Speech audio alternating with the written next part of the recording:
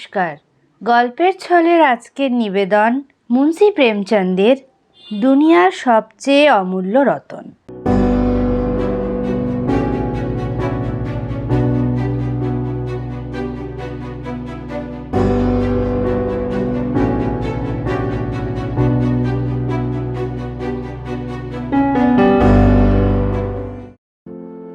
শুরু করছি আজকের গল্প মুন্সি প্রেমচন্দের দুনিয়ার সবচেয়ে অমূল্য রতন। দিলফিগার এক কাটা ভরা গাছের নিচে বসে তার জামার প্রান্ত ছিঁড়ে ঘোর কষ্টে চোখের জল ফেলছিল। সে হলো সৌন্দর্যের দেবী সম্রাজ্ঞী দিলফরেবের সাচ্চা ও জীবনপণ রাখা প্রেমিক, যারা সুগন্ধ মেখে ও জমকালো পোশাকে সেজে প্রেমিক হওয়ার দম্ভ দেখায়। সে সেরকম প্রেমিকদের একজন নয়। সাদাসিধে ভালো মানুষ সে, সেই প্রেমিকের মতো যারা বনে জঙ্গলে ও পাহাড়ে পর্বতে মাথা খুঁড়ে ও ফরিয়াদ করে বেড়ায়।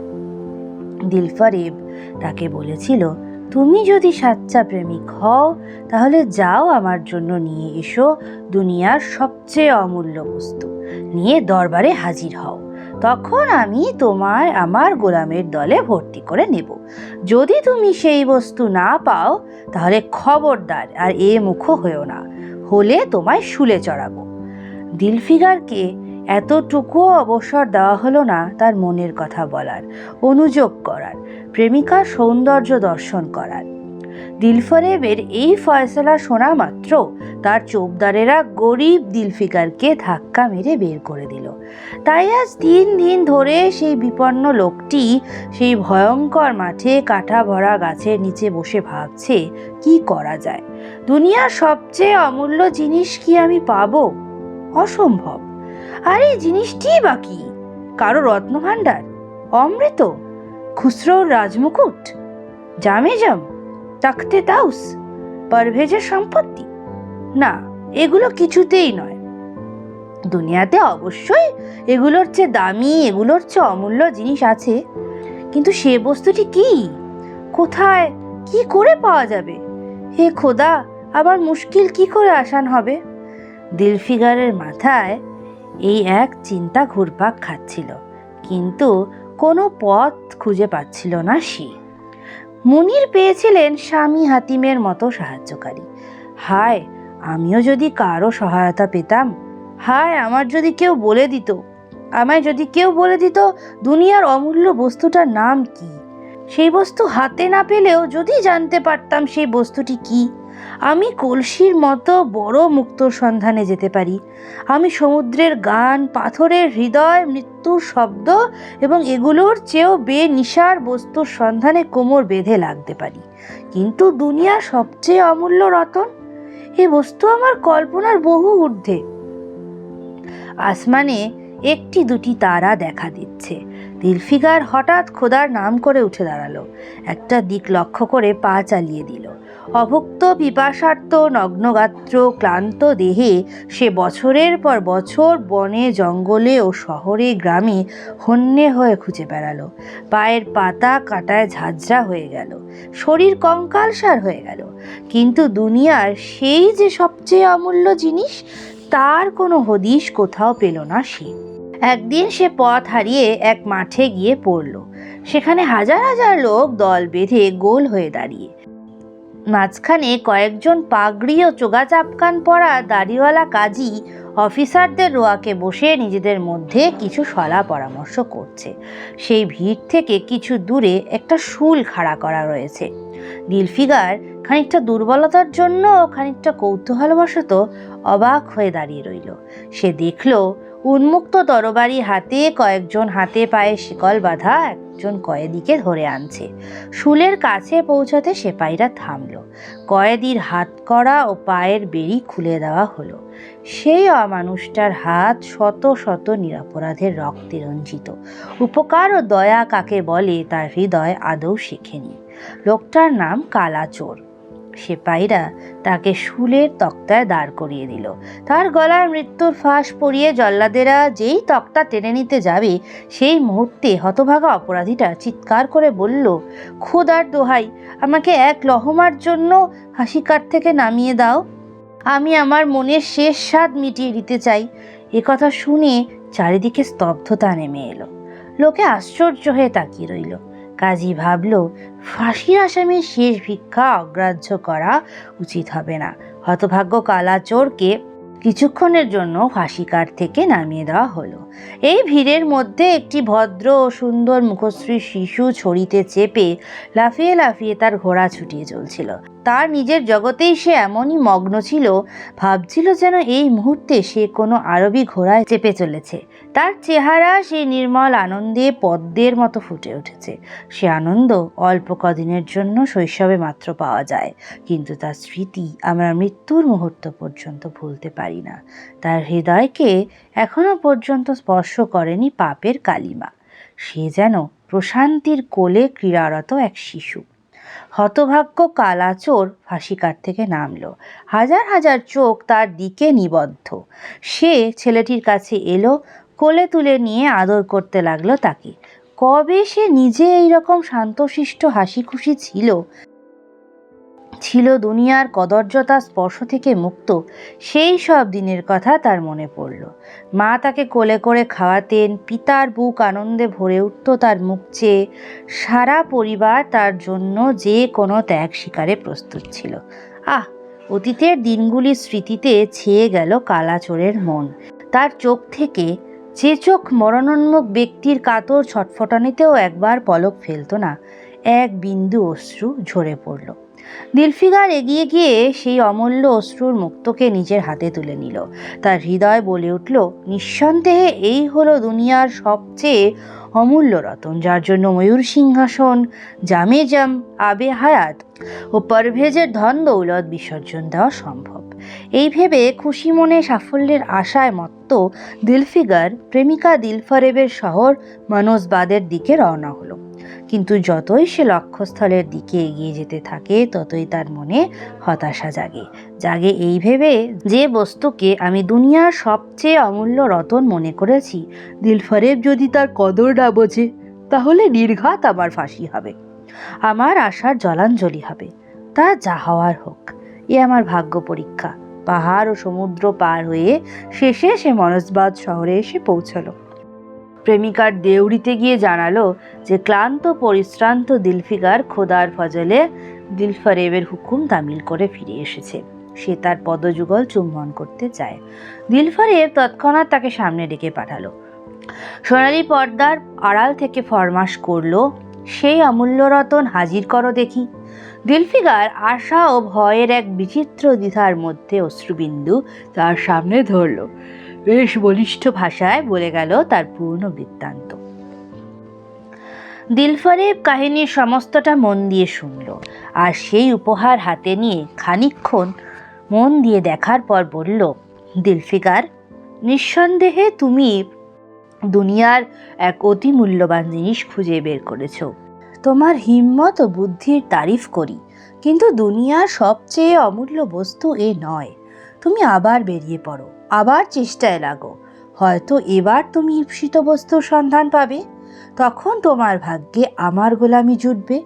আমি আগে বলেছিলাম আমি তোমায় শুলে চড়াবো, কিন্তু এখন আমি তোমার প্রাণ ভিক্ষা দিচ্ছি এই জন্য যে আমি আমার প্রেমিকের মধ্যে যে গুণ দেখতে চাই, তোমার মধ্যে সেই গুণ লক্ষ্য করছি। আমার বিশ্বাস তুমি নিশ্চয়ই কোনো না কোনো দিন সফল হবে। ব্যর্থ ও ভগ্ন মনোরথ দিলফিগার প্রেমিকার এই মেহেরবানিতে একটু সাহস পেয়ে বলল, হে হৃদয়েশ্বরী, বহুদিন পরে তোমার দেউড়িতে সিজদা করার সৌভাগ্য হলো। খোদা জানেন আবার কবে এমন দিন আসবে। তোমার জন্য প্রাণপাত করছে যে প্রেমিক, তার দুর্দশা দেখে তুমি কি দয়া করবে না? নিজের রূপের এক ঝলক দেখিয়ে এই পুড়ে মরতে থাকা দিলফিগারকে ভবিষ্যতের কষ্ট সহ্য করার শক্তি যোগাবে না? তোমার একটু মদির দৃষ্টির নেশায় বুঁদ হয়ে যে কাজ আজ পর্যন্ত কেউ করতে পারেনি, সেই কাজ আমি নিশ্চয়ই করতে পারবো। দিলফরেব প্রেমিকের এই বাসনা ভরা কথা শুনে রেগে উঠল। হুকুম দিল, এই দিওয়ানাটাকে এক্ষুনি দরবার থেকে বের করে দাও। চৌকিদার তক্ষুনি বেচারা দিলফিগারকে ধাক্কা দিয়ে প্রেমিকার গলি থেকে বের করে দিল। দিলফিগার তার প্রেমিকার হৃদয়হীন অকরুণ ব্যবহারে কিছুক্ষণ অশ্রুপাত করল। তারপর ভাবতে লাগলো কোথায় যাওয়া যায়। বহুকাল এদিক সেদিক বনে জঙ্গলে ঘুরে বেড়ানোর পর অশ্রুর সেই বিন্দু সে পেয়েছিল। এখন কি এমন মূল্যবান জিনিস সে পাবে যার দাম এর চেয়েও বেশি? হযরত খিজির, তুমি সেকেন্দারকে আবে হায়াত কূপের পথ দেখিয়েছিলে। আমার উপর তোমার করুণা হবে না? সেকেন্দার ছিল সারা দুনিয়ার অধিপতি, আর আমি তো ঘর হারানো মুসাফির। তুমি অনেক ডুবন্ত তরীকে কিনারায় এনে তুলেছ। এই গরিবকে পার করো হে মহামহিম জিব্রাইল।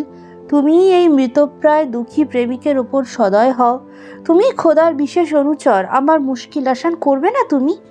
এভাবে দিলফিগার অনেক কাকুতি মিনতি করলো, তবে মোদ্দা কথা এই দাঁড়ালো যে তাকে সাহায্য করার জন্য কেউ এগিয়ে এলো না। শেষে হতাশ হয়ে পাগলের মতো সে আবার একদিকে বেরিয়ে পড়ল। দিলফিগার পূব থেকে পশ্চিম, উত্তর থেকে দক্ষিণ পর্যন্ত কত কত বন জঙ্গল ও জনবসতিহীন জায়গায় ঘুরল। কখনো ঘুমিয়ে পড়েছে ঢাকা পাহাড় চূড়ায়, কখনো ঘুরে বেরিয়েছে উপত্যকায়। কিন্তু যে জিনিসের জন্য সে পাগল তার সন্ধান কোথায়? তার শরীর গেল অস্থি চর্মসার হয়ে। একদিন সন্ধ্যাবেলা সে এক নদীর তীরে যন্ত্রণাকাতর চিত্তে পড়েছিল। চেতনা ফিরে আসার পর চমকে উঠে দেখল চন্দনের এক চিতা তৈরি করা হয়েছে, আর এক যুবতী বিয়ের জোর পড়ে সেজে গুজে তার উপর বসে আছে। তার হাঁটুর ওপর তার প্রিয় স্বামীর মাথা শোয়ানো। হাজার হাজার লোক গোল হয়ে দাঁড়িয়ে তার উপর পুষ্প বর্ষণ করছে। হঠাৎ চিতায় জ্বলে উঠল স্বতঃস্ফূর্ত এক শিখা। সতীর চেহারা মুহূর্তে এক পবিত্র ভাবে উদ্ভাসিত হয়ে উঠল। চিতাগ্নির পবিত্র শিখাগুলি তার গলা জড়িয়ে ধরল ও পলকে সেই ফুলের মতো কোমল শরীর অঙ্গার স্তূপে পরিণত হলো। প্রেমিকা প্রেমিকের জন্য আত্মোৎসর্গ করল। দুটি মানব মানবী সত্য পবিত্র অমর প্রেমের শেষ লীলা তার দৃষ্টি থেকে মুছে গেল। সকলে বাড়ি ফিরে গেল। দিলফিগার নিঃশব্দে উঠে দাঁড়ালো। তার ছেঁড়া জামার আঁচলে তুলে নিল সেই ছাই। ভাবল, এই একমুঠো ভস্মই তো দুনিয়ার সবচেয়ে অমূল্য রত্ন। সাফল্যের নেশায় বুঁদ হয়ে আবার রওনা হলো প্রেমিকার উদ্দেশ্যে। এবার গন্তব্যস্থল যতই কাছে এগিয়ে আসে তার সাহস ততই বেড়ে চলে। তার অন্তরাত্মা বলে, এবার তোমার জিত হবে। তার এই সময়কার মনের অবস্থা বর্ণনা করা সম্ভব নয়। শেষে সে এসে পৌঁছালো মনসবাদ শহরে। দিলফারেবের উঁচু দেউড়িতে এসে খবর দিল দিলফিগার সফল হয়ে ফিরে এসেছে। সে গৃহকর্ত্রীর সামনে উপস্থিত হতে চায়। দিলফারেব দুঃসাহসী প্রেমিককে দরবারে ডেকে পাঠালো তৎক্ষণাৎ। দুনিয়ার সে অমূল্য রতনের জন্য হাত পাতল সে। তখন দিলফিগার সাহস করে তার রজত শুভ্র মণিবন্ধ চুম্বন করল এবং একমুঠো ভস্ম তার হাতে ঢেলে দিল। তারপর সে সমগ্র কাহিনী হৃদয়দ্রাবক ভাষায় বলে গেল। এবার সুন্দরী প্রেমিকার মুখে আপন ভাগ্যের অনুকূল রায় শোনার অপেক্ষা মাত্র। দিলফারেব সে একমুঠো ছাই তার চোখে ছোঁয়ালো। কিছুক্ষণ চিন্তার সাগরে ডুবে রইল সে। তারপর বলল, হে আমার প্রাণ তুচ্ছ করা প্রেমিক দিলফিগার, তুমি যে ভস্ম এনেছ তা স্পর্শমণির চেয়ে কম মূল্যবান নয়। এ দুনিয়ায় খুবই অমূল্য বস্তু। এই অমূল্য উপহারের জন্য কৃতজ্ঞতা জানানোর ভাষা আমার নেই। কিন্তু দুনিয়ায় এর চেয়েও অমূল্য কোনো বস্তু কি নেই? যাও, তার খোঁজ করো, তারপর আমার কাছে এসো। আমি অন্তর দিয়ে প্রার্থনা জানাচ্ছি খোদা যেন তোমার সন্ধান সফল করেন। এই কথা বলে সে সোনালি পর্দার বাইরে এসে প্রেমিকার রমণীয় ভঙ্গিমায় তার রূপের ছবি দেখিয়ে আবার দৃষ্টির আড়ালে চলে গেল। যেন বিদ্যুৎ ঝলসে উঠে আবার মেঘের আড়ালে লুকিয়ে পড়ল। দিলফিগারের মাথা তখনও ঘুরছে। এমন সময় চোপদার আলতোভাবে তার হাত ধরে তাকে প্রেমিকার গৃহ থেকে বার করে দিল। এই তৃতীয়বার প্রেমের সেই পূজারী নিরাশার অতল সমুদ্রে হাবুডুবু খেতে থাকলো। দিলফিগার আর তার সাহস খুঁজে পায় না। তার বিশ্বাস জন্মালো সে পৃথিবীতে জন্মেছে এই নিষ্ফল হতাশ্বাস মৃত্যুর জন্যই। এখন কি তাহলে পাহাড় থেকে লাফ দিয়ে পড়বে? প্রেমিকার অসহ্য জুলুমের বিষয়ে অভিযোগ করার জন্য আমার একটি হাড়ও যেন আস্ত না থাকে। দিওয়ানার মতো উঠে দাঁড়ালো সে। পরিমরি করে এক গগনচুম্বী পাহাড়ের চূড়োয় পৌঁছালো। অন্য কোনো সময় এমন উঁচু পাহাড়ে ওঠার সাহস তার হতোই না, কিন্তু এখন প্রাণ দেওয়ার উৎসাহে পাহাড় তার কাছে এক সাধারণ টিলার মতোই ছোট্ট মনে হলো। যেই সে পাহাড় থেকে ঝাঁপ দিতে যাবে, এমন সময় সবুজ পোশাক পরা, সবুজ পাগড়ি বাঁধা এক বৃদ্ধ, তার এক হাতে জপমালা, অন্য হাতে লাঠি, হঠাৎ আবির্ভূত হলেন। হাত তুলে থামালেন তাকে। তারপর সাহস দেওয়ার স্বরে বললেন, দিলফিগার, ওরে নির্বোধ কাপুরুষের মতো এ কি করতে চলেছিস? তুই নিজেকে প্রেমিক বলে দাবি করিস, অথচ জানিস না যে প্রেমের পথের প্রথম ধাপ হলো প্রতিজ্ঞার দৃঢ়তা? মরদ হত বাছা, এভাবে সাহস হারাস না।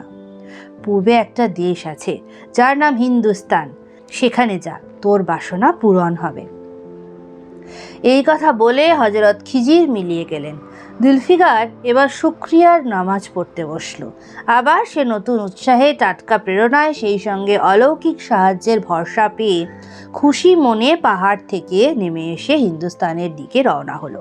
কতদিন ধরে কাঁটা ভরা জঙ্গলে, আগুন ঝরা মরুভূমিতে হেঁটেছে সে। কঠিন উপত্যকা ও অলঙ্ঘ পর্বত হয়ে শেষে সে ভারতের পবিত্র জমিতে এসে হাজির হলো। শীতল জলের ঝর্ণায় যাত্রার দুঃখ কষ্ট মুছে গেল তার। তারপর ক্লান্তিতে নদীর তীরে শুয়ে পড়ল। সন্ধ্যার দিকে সে এক তৃণবৃক্ষহীন ময়দানে গিয়ে পৌঁছালো। দেখল অসংখ্য আধমরা ও প্রাণীন মানুষের দেহ বিনা কবরে পড়ে আছে। মরে পড়ে আছে কত চিল, কাক ও নানা হিংস্র পশু। সারা মাঠ রক্তে লাল। দিলফিগারের হৃদয় কেঁপে উঠল এই ভয়ঙ্কর দৃশ্যে। হায় খোদা, কি বিপদেই না পড়লাম! মৃত্যু পথযাত্রীদের কাতরানি, কান্না ও ছটফট করে মৃত্যুর কোলে ঢলে পড়া, হিংস্র পশুগুলির ভাঙা হাড়গোড় ও মাংসপিণ্ড নিয়ে পালানো, এমন বিভৎস হৃদয় বিদারক দৃশ্য দিলফিগার এর আগে কখনো দেখেনি। হঠাৎ সে বুঝতে পারল এ নিশ্চয়ই যুদ্ধক্ষেত্র, আর এই মৃতদেহ সব বীর সৈনিকদের। এই সময় কাছেই কাতরানি শুনতে পেল সে। দিলফিগার সেদিকে ঘুরে দাঁড়িয়ে দেখল এক দীর্ঘদেহী মানুষ, যার বীরত্বপূর্ণ চেহারা আসন্ন মৃত্যুর বিবর্ণতা স্পর্শ করেছে, মাটিতে মাথা গুজে পড়ে আছেন। বক্ষস্থল থেকে ধারাস্রোতে রক্ত পড়ছে, কিন্তু ধারালো তরবারিখানি তার মুষ্টি থেকে চ্যুত হয়নি। দিলফিগার একখানি ন্যাকড়া দিয়ে ক্ষতস্থান বেঁধে দিল, যাতে রক্ত পড়া থামে। জিজ্ঞাসা করল, হে সৈনিক, আপনি কে? শুনে মানুষটি চোখ খুললেন ও বীরের মতো বললেন, তুমি কি জানো না আমি কে? তুমি কি আজ এই তরবারি চালনা দেখনি? আমি আমার মায়ের সন্তান ও ভারতের সুপুত্র। এই কথা বলতে বলতে তার ভ্রুজু গল কুঞ্চিত হলো, বিবর্ণ মুখ ক্রোধে লাল হয়ে গেল। তার শানিত তরবারি যেন শত্রু নিধনের আশায় জল করে উঠল। দিলফিগার বুঝতে পারল মানুষটি এই মুহূর্তে তাকে তার শত্রু মনে করছে। সে মৃদুকণ্ঠে বলল, হে বীর, আমি আপনার শত্রু নই। আমি এক দরিদ্র মুসাফির, নিজের দেশ ছেড়ে এসেছি, পথ ভুলে এদিকে চলে এসেছি। মেহেরবানি করে এখানকার কথা একটু বুঝিয়ে বলুন। এই কথা শুনে সেই আহত সৈনিক খুব মধুর কণ্ঠে বললেন, যদি তুমি মুসাফির হও তাহলে এসে বসো, আমার রক্তে ভেজা পাঁজরাই তোমার আসন হোক। এই 2 আঙুল জমি আমার জন্য বাকি থেকে গেছে। একমাত্র মৃত্যু ছাড়া কেউ এ জমি আমার কাছ থেকে কেড়ে নিতে পারবে না। আফসোসের কথা কি জানো? তুমি এখানে এমন সময়ে এসেছো যখন তোমার আদর যত্ন করার অবস্থা আমাদের নেই। আর আমাদের পিতৃপুরুষের দেশ আজ হারালাম আমরা। এখন দেশ বলতে কিছু নেই আমাদের। কিন্তু আমরা আক্রমণকারী শত্রুকে দেখিয়ে দিয়েছি রাজপুতরা কেমন বীর, কেমন অনায়াসে তারা নিজের দেশের জন্য বীরত্বের সঙ্গে প্রাণ দিতে পারে। এই আশেপাশে তুমি যে লাশগুলি দেখছো, এগুলি হলো যাদের এই তরবারি দিয়ে যমলোকে পাঠিয়েছি তাদের। আমার দেশ শত্রুর হাতে এখন, কিন্তু আমার আনন্দ এই যে আমি শত্রুর জমিতে প্রাণ ত্যাগ করছি। তুমি কি ন্যাকড়াতে মলম লাগিয়ে দিয়েছো? কেন? রক্ত বার হতে দাও, আমি কি লাভ? আমি কি নিজের দেশেই গোলামি করার জন্য বেঁচে থাকবো? না, এমন জীবনের চেয়ে মরে যাওয়া অনেক ভালো। এর চেয়ে ভালো মৃত্যু কি আছে বলতে পারো মুসাফির? বীরপুরুষের কণ্ঠ স্তব্ধ হয়ে গেল, শরীর শিথিল হয়ে পড়ল। এত বেশি রক্তপাত হলো যে আপনা থেকেই তা বন্ধ হয়ে গেল। মাঝে মাঝে একটি করে বিন্দু ঝরে পড়ছে। শেষে দেহে আর কোনো সার রইল না। হৃদস্পন্দন বন্ধ হয়ে গেল। বীর সৈনিকের চোখের পাতা বন্ধ হয়ে গেল। দিলফিগার ভাবল, বীর পুরুষের দেহে আর প্রাণ নেই। এমন সময় সে মৃত্যু পথযাত্রী মৃদুস্বরে বলে উঠলেন, ভারত মাতার জয় হোক।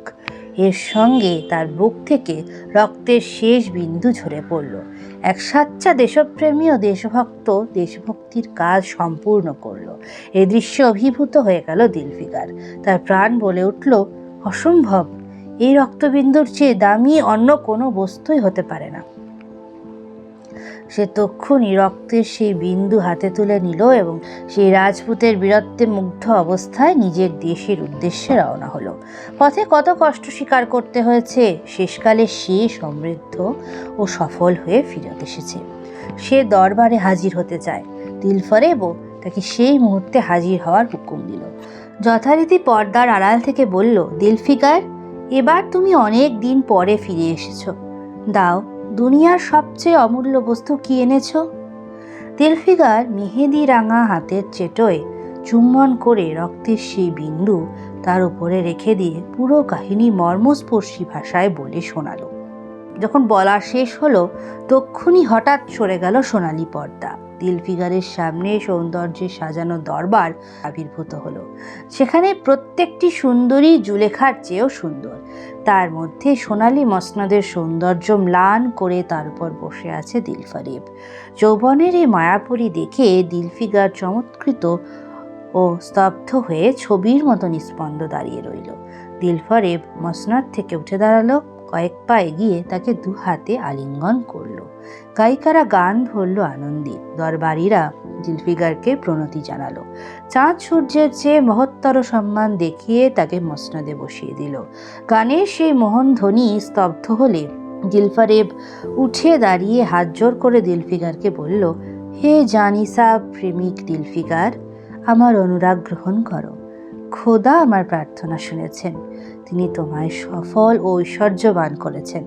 আজ থেকে তুমি আমার স্বামী, আমি তোমার অধীনা সেবিকা। এই বলে একটি রত্নখচিত মঞ্জুষা আনিয়ে তার থেকে একটি ফলক বার করল। তাতে লেখা ছিল, রক্তের যে শেষ বিন্দু দেশ রক্ষার জন্য ক্ষয়িত হয়, সেই হলো দুনিয়ার সবচেয়ে অমূল্য বস্তু। শুনলেন মুন্সি প্রেমচন্দের গল্প দুনিয়ার সবচেয়ে অমূল্য রতন।